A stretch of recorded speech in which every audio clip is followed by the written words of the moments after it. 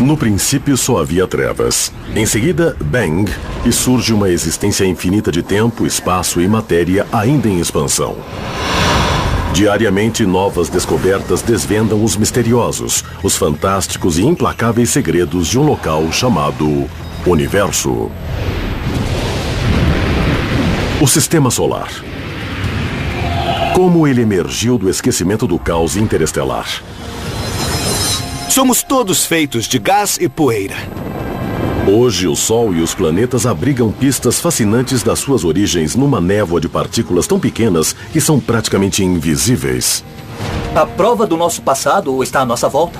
Mas será que as forças titânicas que criaram o nosso sistema solar existem em todo o universo? Ou nós somos especiais? Nosso sistema solar parece ser uma excentricidade. O universo pode ter inúmeras estratégias para produzir estrelas e planetas, mas apenas uma poderia determinar como o sistema solar foi formado.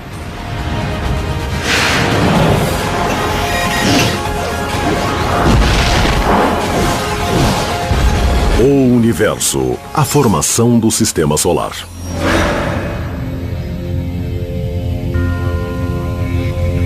Tudo começou em um momento há quase 4,6 bilhões de anos. Uma gigantesca nuvem de gás e poeira flutua sinistramente por um ramo longínquo da Via Láctea, a mais de 400 graus abaixo de zero. Enquanto está ali sozinha, quase nada acontece numa nuvem molecular. As temperaturas são muito baixas, as partículas se movimentam muito lentamente. Ela só está ali. Mas havendo uma supernova por perto, uma estrela em explosão, ela pode fazer uma onda de choque atravessar essa nuvem molecular, dando início ao seu colapso gravitacional. Esse colapso é o primeiro passo de um longo processo que levou o local que agora chamamos de Sistema Solar à existência. 0,700 milhões de anos. Nossa missão agora será percorrer a linha do tempo dos primeiros 700 milhões de anos. Época na qual o Sistema Solar se formou e se estabilizou. Vamos começar observando como o Sol e os planetas estão atualmente. A prova do nosso passado está à nossa volta. Os 4 planetas da parte interna do Sistema Solar são feitos de rocha e metal. Os 4 planetas da parte externa do Sistema Solar são gigantescas bolas de gás. É claro que vários processos estiveram envolvidos e eles nos esclarecem sobre como viemos parar aqui. Aprendemos essa história segundo a opinião dos cientistas sobre o que aconteceu desde o momento zero, o verdadeiro início do nosso Sistema Solar. A explosão da supernova, além de semear a gigantesca nuvem de gás com elementos pesados como ferro e urânio, produz um solavanco que impulsiona a nuvem para o futuro, com frentes de onda comprimindo o gás que a compõe para formar uma massa crítica. Essa massa começa a entrar em colapso com a força da gravidade e não se pode detê-la, ela é rápida. Ela é irreversível. É como o carrinho de uma montanha-russa chegando ao ponto mais alto e descendo velozmente do outro lado. A nuvem em colapso destinada a se tornar o nosso sistema solar torna-se um parque temático virtual de movimentação caótica. Um parque de diversões como Knott's Berry Farm é um ótimo lugar para vivenciar o tipo de movimentação que ocorreu nos primórdios do Sistema Solar. Há gravidade, há colisões, momentum, forças e todas essas interações ocorridas no início do Sistema Solar podem ser vistas aqui nesses vários tipos de brinquedos. Essas interações se intensificam na nuvem que rapidamente se desmancha, onde gás e poeira contraem-se em densos bolsões. Cada um deles será o viveiro de uma estrela. Quando a gigantesca nuvem molecular começou a entrar em colapso, uma porção de outras protoestrelas e uma porção de outros sistemas solares foram formados ao mesmo tempo. Portanto, o nosso Sol, de fato, tem várias estrelas irmãs que se formaram quase que ao mesmo tempo que ele. Os primeiros estágios da criação do nosso sistema solar nada têm de excepcionais. Hoje testemunhamos a mesma coisa ocorrendo na constelação de Órion, onde uma gigantesca nuvem molecular se estende por centenas de anos-luz. Em alguns pontos, bolsões em colapso estão agora formando grupinhos de estrelas jovens que aquecem o gás das redondezas.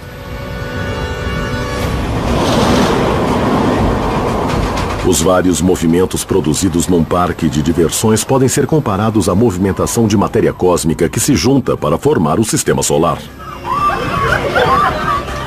O mais básico desses movimentos é o circular. Como um carrossel celestial. Quando a nebulosa pré-solar entra em colapso, começamos a notar sua rotação. Um giro que, na verdade, sempre esteve ali, desde o início. A galáxia toda está em rotação. Tudo na galáxia gira. Tudo está em rotação em relação a todo o resto. Portanto, a rotação faz parte da física do colapso estelar.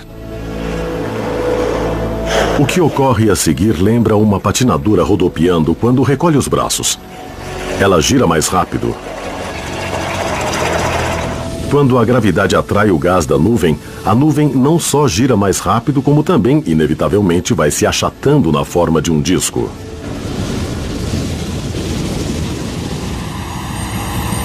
Podemos ver algo semelhante na Terra em locais como a fábrica de vidro de Joe Cariati, na Califórnia, onde a astrônoma Laura Denley observa o processo. Joe começa com uma bola de vidro incandescente. Bom, nós estamos pegando uma massa sólida, redonda, e estamos girando. Ela vai se achatando porque é muito mais fácil para esse vidro líquido se acomodar no mesmo eixo ao longo do eixo de rotação, em vez de lutar contra isso ou contra o impulso angular e vir mais para perto. É assim também no nosso sistema solar. Se existissem planetas se formando, todos estariam no mesmo plano. Esse disco lembra muito o nosso sistema solar. O formato é meio elíptico, não é circular. Pensamos que o nosso sistema solar é circular, mas você me disse que tinha a ver com a presença de mais massa só de um lado. Tem então razão. Talvez possamos fazer uma analogia com a formação de uma estrela binária, onde talvez haja massa extra de um lado, que também vai virar uma estrela, uma anã marrom, ou quem sabe um planeta gigantesco feito Júpiter. Dá muita vontade de pôr a mão, mas essa não é a ideia, Não, não né? faz isso não. A gente não pode fazer isso.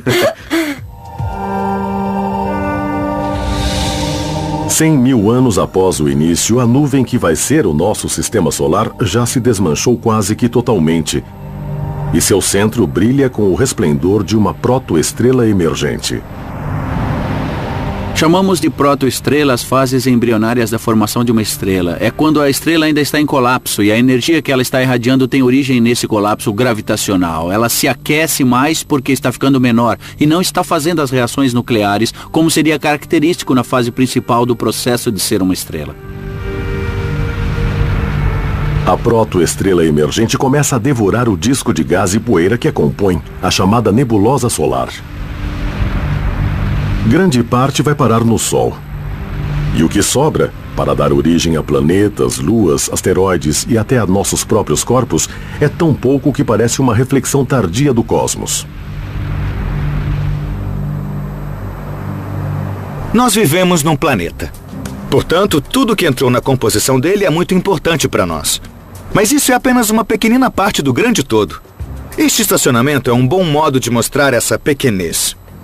Quando você olha para o sistema solar hoje, o Sol é 99,85% da massa total. Então, se compararmos com os 500 carros deste estacionamento, o meu carro equivale a tudo o que sobrou para todos os planetas, asteroides e luas. E quanto à Terra em si? Bom, podemos compará-la com este step. Nada mais que isso. Na marca de 1 milhão de anos após o momento zero, o método do sistema solar selecionar o material de construção dos planetas fica claro. Eles são separados pelas diferentes temperaturas do disco. Próximo ao protossol, temperaturas acima de 2.000 graus transformam tudo em vapor.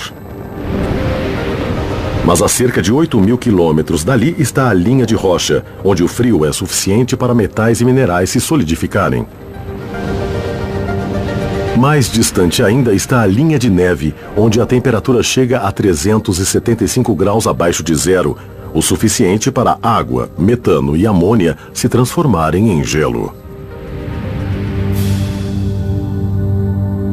No início, o sistema solar se parece muito com a formação do algodão doce. E para nos mostrar como ele é feito, temos aqui a Kate Wu, que vai nos dar uma deliciosa aula. Primeiro, nós pegamos os cristais de açúcar e colocamos dentro do recipiente aquecido. O elemento calor, no caso aqui, está bem no centro. No caso do sistema solar, claro, é aquele sol muito quente no meio que vai derretendo tudo que estiver bem próximo dele.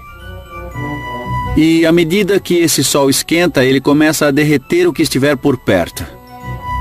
Aí está. Trata-se da nebulosa solar que vemos aqui ao redor.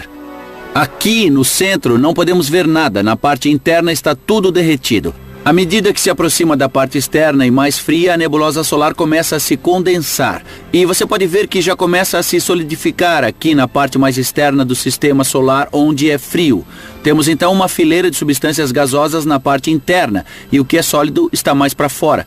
Esta também é uma ótima analogia para explicar como são os primeiros protoplanetas. Eles começam a virar um aglomerado de elementos e vão se juntando, assim como acontece com o algodão doce. E coisas cada vez maiores vão saindo dessas minúsculas partículas de açúcar em forma de cristais no algodão doce. Obrigado. Não por isso. O sistema solar é delicioso. As partículas que se juntaram são microscópicas a esta altura, bem menores que os cristais derretidos de açúcar.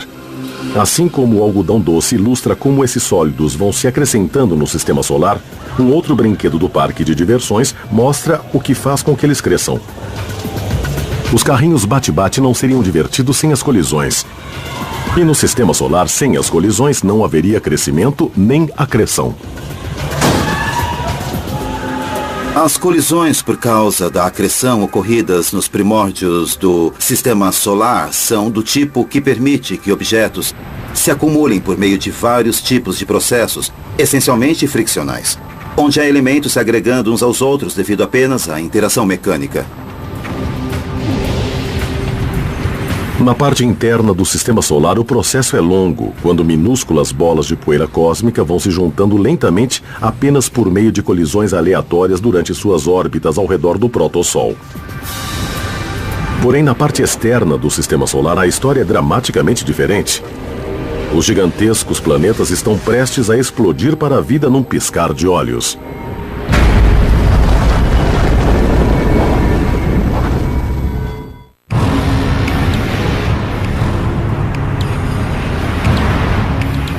Tendo iniciado como uma nuvem de gás e poeira, a formação do nosso sistema solar vai levar 700 milhões de anos. Agora, apenas 2 milhões de anos após seu nascimento, o jovem sistema solar dá seus primeiros passos para a criação de uma família de planetas que um dia terá exemplares diversos, como Júpiter, Saturno ou a Terra.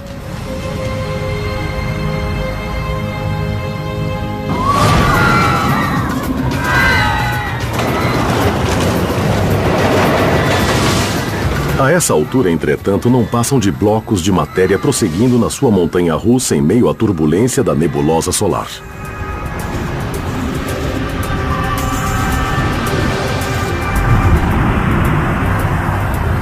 Esse disco espesso em rotação, formado sobretudo de gás e hidrogênio, está incrustado de sólidos. A área interna está cheia de pequenas porções de rocha. Porém, além da fronteira, na faixa conhecida como linha de neve, também há blocos gélidos de metano, amônia e água que predominam na parte externa do disco, e por uma boa razão. São todos compostos de hidrogênio de uma forma ou de outra. E o hidrogênio é o elemento mais abundante naquela região do sistema solar naquele momento. Esse hidrogênio abundante está em combinação com elementos tais como oxigênio para formar a água, ou carbono para formar o metano, ou o nitrogênio para formar a amônia. E produzir todos esses compostos que são então excluídos.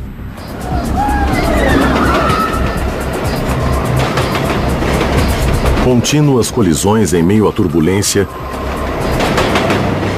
fazem minúsculas partículas de poeira e gelo se juntarem por meio de fricção e eletricidade estática, até serem grandes o suficiente para a gravidade assumir o controle. E elas se tornam planetesimais. Os planetesimais eram os blocos que originalmente formavam o sistema solar. Eram incrivelmente pequenos, tinham até 1.700 metros de extensão. Mas eram muitos nos primórdios do sistema solar, que estava infestado por eles. Esses planetesimais de 850 metros passarão a formar planetas de larga escala. Sim, mas de tamanhos distintamente diferentes. Era isso que Ryan Chen, de San Mateo, Califórnia, queria perguntar ao universo quando escreveu: por que os planetas mais próximos do Sol são menores do que os gigantescos planetas que estão mais distantes do Sol? Ryan, os planetas mais próximos são menores que os que estão mais distantes do Sol porque os primeiros foram formados a partir de muito pouco material. Eram só metais, rochas, coisas desse tipo. Os planetas mais distantes, após formarem um núcleo similar ao da Terra, conseguiram atrair blocos congelados de água, amônia, metano e dióxido de carbono. Isso fez com que ficassem maiores, e aí, por ação gravitacional, eles atraíram gases, tornando-se muito, muito maiores.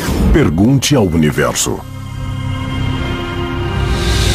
3 milhões de anos após o momento zero, os planetesimais estão se incorporando a objetos maiores, chamados embriões planetários ou protoplanetas. Os protoplanetas são formados por planetesimais, por isso são maiores, mais ou menos do tamanho da Lua. Além da linha de neve, onde o gelo é quase predominante, essa quadrilha fervilhante de protoplanetas colide e se funde num frenesi de formação planetária. Dentro de apenas 3 milhões de anos, essas colisões dão origem a um jovem planeta congelado destinado a se tornar o monstro do Sistema Solar. É o jovem Júpiter. Antes de se tornar um gigantesco planeta, Júpiter era como uma super-terra, com 10 ou 15 vezes a massa da Terra. Quando jovem, Júpiter é feito de rocha e gelo e continua a crescer. Em certo momento crucial, um último protoplaneta se choca contra a sua superfície.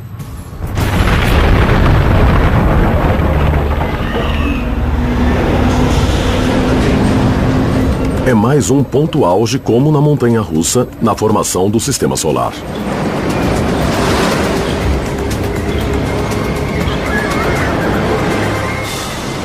Essa massa agregada manda Júpiter para fora do circuito para se tornar um provocador gravitacional. Após alcançar uma certa massa crítica, a gravidade de Júpiter foi capaz de muito rapidamente atrair material, uma espécie de efeito descontrole que o tornou muito grande de forma muito rápida. Assim como um aspirador de pó cósmico, Júpiter suga praticamente todo o gás que encontra em sua órbita, chegando a 90% do seu tamanho atual em apenas 100 mil anos. Saturno, Netuno e Urano, por sua vez, imitam Júpiter e devoram gás suficiente para se tornarem gigantes gasosos. Essa dramática limpeza feita por um ou mais planetas, deixando espaços vazios através de um disco ao redor de uma estrela, é algo considerado comum no universo, fato já confirmado por recentes descobertas via telescópio. Vemos este processo também em outros sistemas solares sendo formados. Estamos finalmente no ponto em que podemos imaginar outros discos ao redor de estrelas e intervalos que estão sendo criados pelos grandes planetas presentes em sua órbita. No início de 2011, astrônomos usando o telescópio Subaru, no Havaí, divulgaram a foto de uma estrela a 450 anos-luz da Terra. Uma máscara óptica avançada permitiu fazer o bloqueio da luz dessa estrela, revelando a primeira imagem direta de um disco com áreas que foram limpas por planetas orbitantes. Trata-se de uma imagem incrível de alta resolução, que mostra um disco de gás e poeira ao redor de uma estrela e as partes internas retiradas por um ou mais planetas. Certos materiais foram incorporados a eles e outros foram atirados fora. Na marca de 3 milhões de anos na linha do tempo, Júpiter e Saturno são agora os titãs do Sistema Solar. Esses dois planetas gigantescos detêm 92% de toda a massa não solar de todo o sistema. Com 10 milhões de anos de vida, o jovem Sistema Solar está praticamente sem gás. Nesse caso, trata-se de hidrogênio e hélio, combustíveis do rápido crescimento de Júpiter e de Saturno. A estrela em formação tinha um enorme vento solar que dava fim em tudo o que havia no Sistema Solar. Júpiter e Saturno tiveram a sorte de conseguir a maior parte desse material em suas órbitas. Por isso são tão grandes. Urano e Netuno chegaram um pouquinho mais tarde e não conseguiram atrair tanto material. Por isso são menores que Júpiter e Saturno. Durante o período anterior à limpa de toda a poeira e gás, o Sistema Solar em formação encontrava-se totalmente escondido do resto do universo. Mesmo quando a poeira e o gás estavam formando os planetas, o disco ficou muito espesso e bloqueou a luz do protossol no centro. Numa distância equivalente a várias distâncias entre a Terra e o Sol, por exemplo, se pensarmos nele durante as primeiras fases do Sistema Solar, não seria possível vermos o Sol, ver a luz dele. Como teria sido a aparência do Sistema Solar em seus primórdios para astrônomos alienígenas que talvez estivessem nos vendo a distâncias ainda maiores? O telescópio espacial Hubble nos mostra isso através de fotos de discos protoplanetários na região de uma estrela em formação a 1.350 anos-luz da Terra.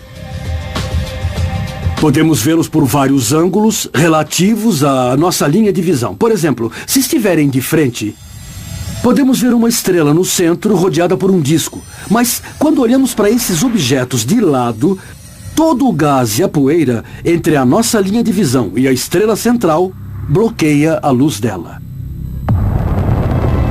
Agora, porém, 10 milhões de anos após o início da formação do Sistema Solar, com poeira e gás praticamente extintos, nosso futuro Sol brilha fulgurosamente pelo espaço. Ele ainda tem que passar pelo processo de se tornar uma verdadeira estrela e, a essa altura, iria parecer estranho aos olhos modernos. O espectro de luz era muito diferente, estava sacrificando muita energia, assim como faz hoje. Mas era de fato muito mais vermelho em seu espectro. Portanto, no início, o Sistema Solar deve ter sido de cor bem diferente da que tem hoje. A protoestrela de aparência amarelo-laranja é um caldeirão fervilhante. Em alguns sistemas, os núcleos de nuvens em contração nunca produzem mais do que a luz tênue de meras anãs marrons. O protossol agora se aproxima de um ponto crítico. Será que essa fornalha interna vai negar fogo? Ou deverá romper a fronteira nuclear para brilhar por toda a galáxia com todo o fulgor de uma verdadeira estrela?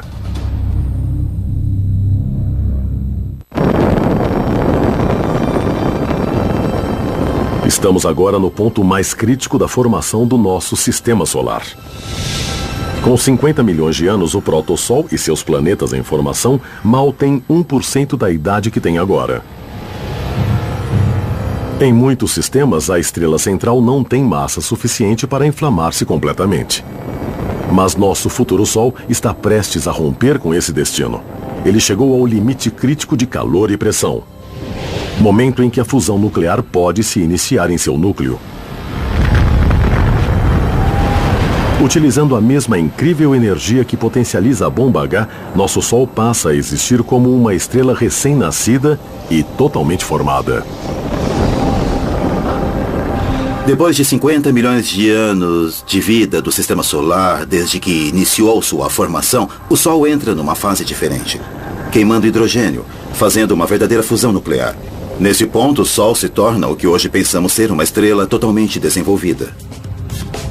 A fusão nuclear vai levar o Sol para o futuro distante. Ele vai queimar tempo suficiente para dar apoio à evolução da vida na Terra, brilhando sem cessar por cerca de 10 bilhões de anos. Ao contrário do Sol recém-nuclear, o resto do Sistema Solar está longe da maturidade. 40 milhões de anos antes, os gigantes de gás congelado fora da linha de neve pararam de crescer e alcançaram uma estabilidade gélida. Porém, na parte interna e quente do Sistema Solar, onde o gás é raro, mas as rochas são abundantes, ainda reina o caos.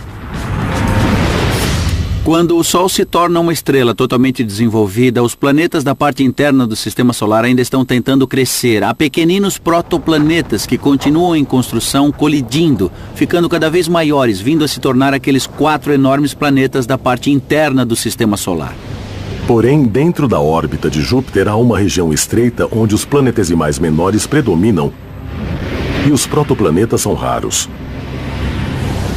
Trata-se do cinturão de asteroides onde Júpiter agita as coisas para evitar a formação de qualquer planeta. Júpiter é o maior dos planetas e sua influência gravitacional é a maior do Sistema Solar. Houve um momento no início do Sistema Solar em que Júpiter atravessava o que chamamos de cinturão de asteroides, incrementando a velocidade dos planetesimais, fazendo com que colidissem e ficassem totalmente em pedaços.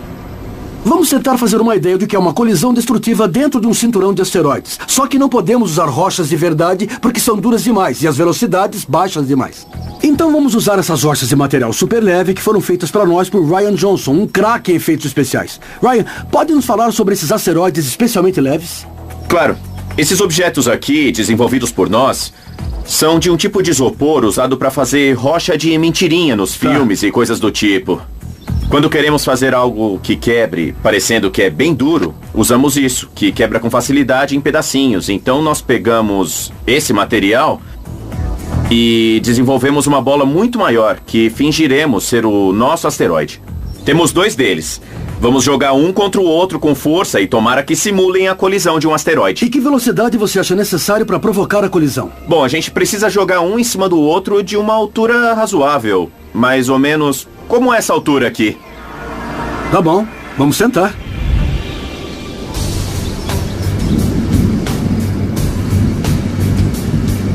Pronto, pode soltar.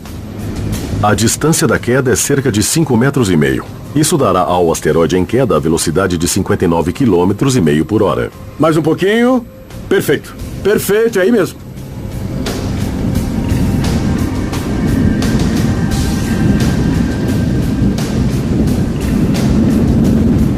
Legal, Ryan, pode jogar.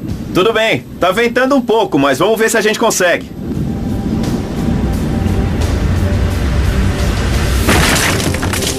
Nossa! Muito bom! Foi excelente! Sim!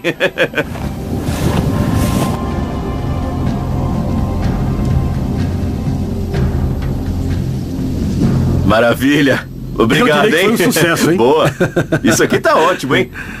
Incrível, fez um belo estrago, né? Ótimo. Então, no cinturão de asteroides, esses pedaços voltariam a se juntar e formar uma pilha de cascalhos, ou seja, um asteroide como conhecemos hoje. Bom, se eles começam a se juntar o tempo todo, não seria esse o processo pelo qual um planeta se forma? Não é assim que funciona? Não, porque aí isso aqui é atingido de novo, e de novo, e de novo. E essas coisas são sempre pulverizadas pelos impactos, restando apenas pequenas porções de cascalhos isolados em vez de um planeta inteiro. E essa experiência reproduz de modo razoável o que você acha que poderia ser uma colisão de asteroides? Essa é uma analogia muito boa, porque você tem pedaços grandes, você tem poeira, e o que são asteroides? Basicamente pilhas de cascalhos compostas de pedaços enormes que se juntaram. Foram cobertos de poeira e então acho que você fez um bom trabalho. Isso aqui se parece com os primórdios de um asteroide. Ótimo, eu fico feliz que deu certo. Eu também. O cinturão de asteroides não é a única região no emergente sistema solar onde os planetas não conseguem se formar. Nas regiões mais periféricas do sistema solar, um outro anel de pequenos objetos orbita em gélido silêncio, o cinturão de Kuiper. O cinturão de Kuiper é uma região que fica atrás na órbita de Netuno e abriga uma grande porção de corpos rochosos e congelados bem distantes uns dos outros. Bom, eles jamais conseguiram se fundir para formar um planeta porque não são em número suficiente nem próximos do outro para tanto. 50 milhões de anos após o nascimento do nosso sistema solar, tanto o cinturão de Kuiper quanto o cinturão de asteroides detinham 100 vezes mais objetos do que hoje. Tais objetos terão um papel monumentalmente destrutivo, mas vital na evolução final dos planetas internos, entre eles, a Terra. Os planetas internos levam 10 vezes mais tempo para se formar do que os planetas gigantes localizados fora da linha de neve. Após 75 milhões de anos, o processo está quase terminado. A cerca de 150 mil quilômetros do protossol, nossa quase Terra chegou ao tamanho de um planeta de órbita relativamente estável. Mas existe um perseguidor cósmico. Acreditava-se realmente que a Terra estava em sua fase inicial, acompanhada de um outro planeta, um protoplaneta chamado Theia, que estava, na verdade, numa órbita semelhante à da Terra, em essência indo quase que pelo mesmo caminho. Por milhões de anos, esses planetas irmãos perseguem um ao outro ao redor do Sol num perigoso dueto. Mas um choque está por vir e trará enormes consequências para o destino da Terra.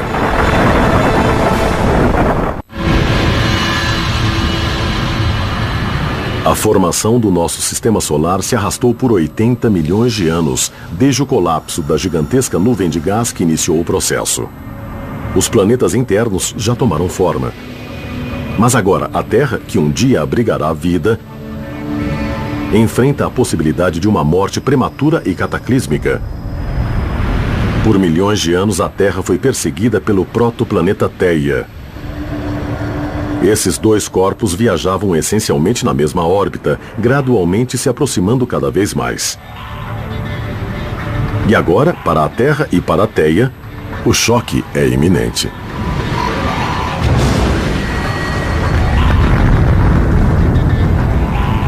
A colisão entre Terra e Theia, no início da história do Sistema Solar, deve ter sido um grande espetáculo. Um objeto do tamanho de Marte chegou e bateu na lateral da Terra, espatifando parte da crosta e do manto desses dois corpos celestes e formando um anel de detritos que depois deu origem à Lua. Tendo sobrevivido ao cataclismo e ganhado uma lua, a Terra se estabelece como um dos planetas estáveis na parte interna do Sistema Solar. O drama agora se volta para os gigantes gasosos, planetas externos, cujas órbitas em vias de mudança ameaçam dilacerar o Sistema Solar. Após 500 milhões de anos, todos os planetas do Sistema Solar estão formados. Porém, cercados por detritos no disco planetário, eles continuam em frente. Enquanto ondas de densidade são formadas no disco, os planetas estão quase que surfando nas ondas de material desse mesmo disco. Não tem como saber o que acontece com os planetas desde sua formação até o momento em que são vistos por nós. Nos primórdios do Sistema Solar, os 3 planetas mais distantes do Sol, como grupo, estavam mais próximos do Sol do que nos dias de hoje. E a órbita original de Netuno era mais interna do que a órbita de Urano, o inverso da posição atual. Além disso, tanto o cinturão de asteroides quanto o cinturão de Kuiper têm 100 vezes mais material do que atualmente.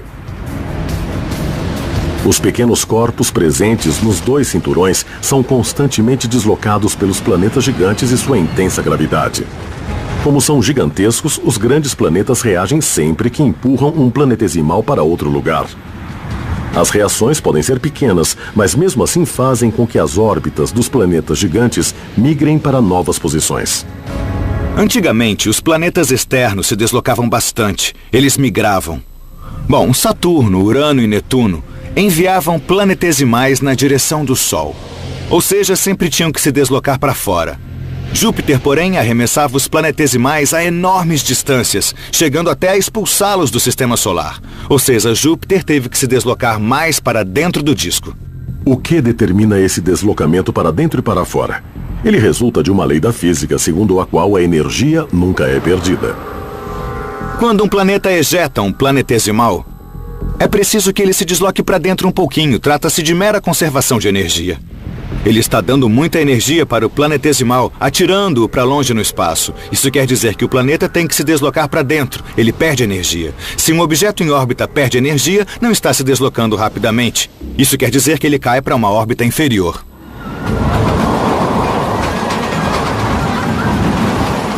Novamente, o parque de diversões ilustra as forças em ação.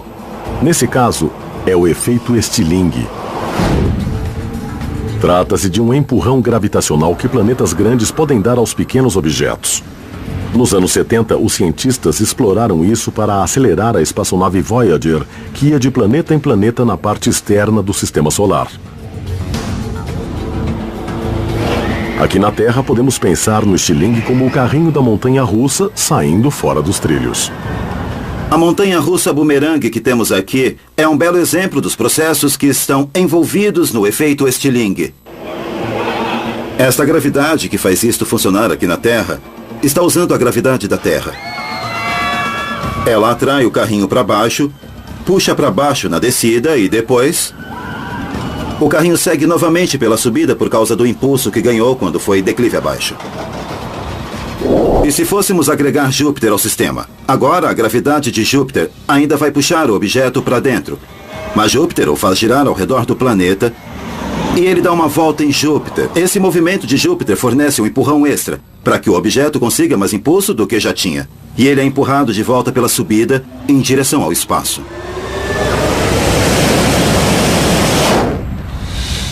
Milhões de pequenos empurrões gravitacionais fizeram alterações sutis nas órbitas planetárias por mais de 500 bilhão de anos. A Terra e os outros planetas jovens talvez se estabeleçam em condições que proporcionem o início da vida. Se for assim, ela está prestes a ser dizimada uma vez que os gigantes gasosos como Júpiter e Saturno alcançam um ponto de ruptura chamado ressonância. Quando Júpiter e Saturno atingem o ponto de ressonância, ocorre uma catástrofe. O sistema solar se desmantela em 1 milhão de anos, ou seja, um período curtíssimo se comparado à idade do sistema solar. A ressonância significa que toda vez que Saturno orbitar o Sol uma vez, Júpiter orbitará o Sol 2 vezes. Resultado, Júpiter e Saturno chegam bem perto um do outro na mesma parte do sistema solar, com regularidade, continuamente, criando uma imensa bomba de gravidade.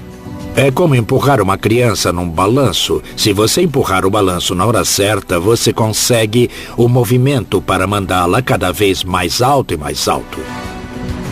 O efeito mais dramático está nos 2 planetas gigantes mais distantes do Sol. Como os planetas estavam em órbita no sistema solar, realizando interações gravitacionais uns com os outros, uma das coisas mais incríveis que ocorreu foi que Urano e Netuno realmente trocaram de lugar. Tanto que agora Netuno está muito mais distante do Sol que Urano. A ressonância é um cataclismo cujos efeitos reverberam no sistema a uma velocidade estonteante, não só alterando órbitas, mas também expulsando a maioria dos pequenos objetos do sistema. O planeta Júpiter é um grande provocador gravitacional e gradualmente esgotou o cinturão de asteroides. Porém, a ressonância Júpiter-Saturno causou um esgotamento catastrófico tanto no cinturão de asteroides quanto no cinturão de Kuiper. 99% dos corpos do cinturão de asteroides e do cinturão de Kuiper são afastados. Enquanto a maioria é expulsa do sistema, alguns mergulham nele. Atraídos pela gravidade do Sol, eles rasgam o espaço rumo à parte interna do sistema solar. Como será que os planetas internos, inclusive a Terra, vão escapar do extermínio?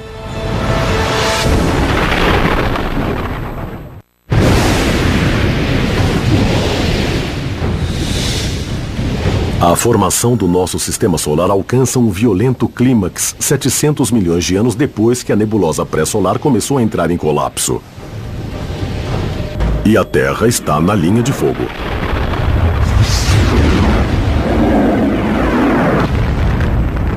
O caos gravitacional de Júpiter e Saturno está bombardeando as luas e os planetas internos do sistema solar. Num evento agora conhecido como cataclismo lunar. Grande parte do material na parte externa do sistema solar, os cometas, caíram e rumaram para a parte interna do sistema solar, onde colidiram com os planetas internos e a Lua, criando crateras que são vistas hoje.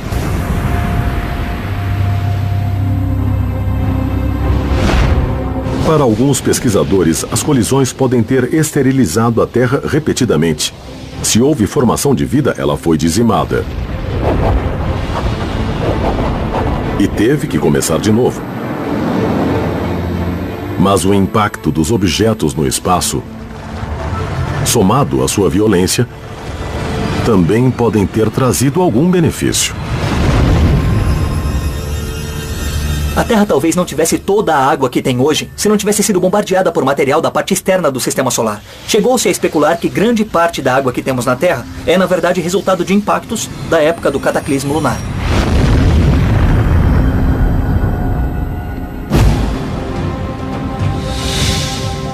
Hoje, 4,6 bilhões de anos após o nascimento do sistema solar, o contínuo, embora remoto, perigo de uma grande colisão com um asteroide significa que a história não acabou. O mais importante é que há centenas de minúsculos asteroides atingindo o planeta na forma de meteoritos. Estudá-los nos dirá se a formação do sistema solar realmente ocorreu quando e do jeito que pensamos. Tenho aqui uma amostra do meteorito de Allende. O meteorito de Allende é um fragmento de rocha que caiu no México, perto do vilarejo de Allende, em 1969. Um dos componentes do meteorito são estas inclusões ricas em cálcio e alumínio, esses objetos brancos que você vê na superfície. Esses são os materiais mais antigos conhecidos do sistema solar. E sabemos disso pela datação por isótopos radiogênicos. Neste laboratório de alta tecnologia da UCLA, o especialista em cosmoquímica Ed Young e seus colegas examinam com cuidado minúsculas amostras de meteoritos antigos. Há um grande fragmento branco no meio que nós queremos retirar. Os lasers de precisão do laboratório miram nos fragmentos, produzindo orifícios da largura de um fio de cabelo humano. Uma análise sofisticada mede os elementos radioativos que servem como relógios atômicos. No início de 2011, os especialistas em cosmoquímica de um laboratório semelhante, na Universidade do Estado do Arizona, dataram parte de um meteorito norte-africano como tendo incríveis e exatos 4,5682 bilhões de anos de idade, o material mais antigo jamais encontrado na Terra, mais até que o próprio planeta. Em agosto de 2011, a sonda espacial Dawn chegou ao cinturão de asteroides, fonte da maior parte dos meteoritos. Fotos em close de Vesta, o segundo maior asteroide, abrem uma nova época de informações sobre a história do Sistema Solar. Uma das coisas mais incríveis sobre a missão Dawn é que vamos dar nossa primeira espiadela em algo que era essencialmente um mini planeta formado nos primórdios do Sistema Solar. Desde seu nascimento na fase inicial da história do Sistema Solar, Vesta tem sido poupado por ações climáticas e por muitas forças geológicas que alteraram os planetas ao longo do tempo. Como alguns dos maiores planetas, ele tem vulcões e tem um núcleo, mas ao contrário desses planetas maiores, pouca coisa ocorreu com ele nos últimos 4,5 bilhões de anos. Então, nós essencialmente vamos poder examinar essa parte mais antiga da história do Sistema Solar. Dawn vai orbitar Vesta por 1 ano antes de seguir e passar mais 1 ano orbitando o maior asteroide, Ceres.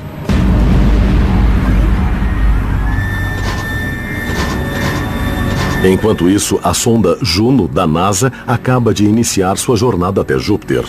E irá visitar esse gigante planeta para determinar se ele realmente tem um núcleo sólido e se foi formado logo no início e com rapidez, como os cientistas agora acreditam. Mais cruciais ainda são outras estrelas com seus próprios sistemas solares, cuja formação joga uma luz fundamental sobre o nosso. A razão mais importante para entender como o Sistema Solar foi formado era descobrir se somos ou não normais. Quando você observa outros sistemas solares sendo formados com os nossos telescópios, por exemplo em Órion e outros lugares, queremos responder à pergunta: quão normal é esse sistema solar? Lançada em 2009, a missão Kepler prossegue a todo vapor e já identificou 1.200 possíveis planetas ao redor de outras estrelas.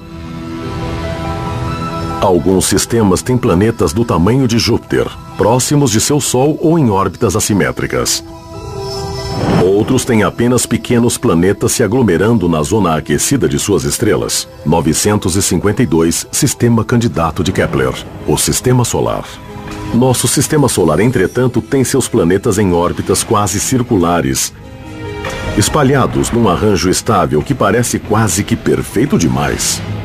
Uma das grandes surpresas da última década, quando começamos a descobrir outros sistemas planetários, foi o fato de que nosso Sistema Solar parece ser uma excentricidade, sobretudo porque é demasiadamente regular. Será que o Sistema Solar é formado por processos que podemos observar ainda em andamento? Ou será que somos especiais? Ou seja, será que nossa vida é ou não especial?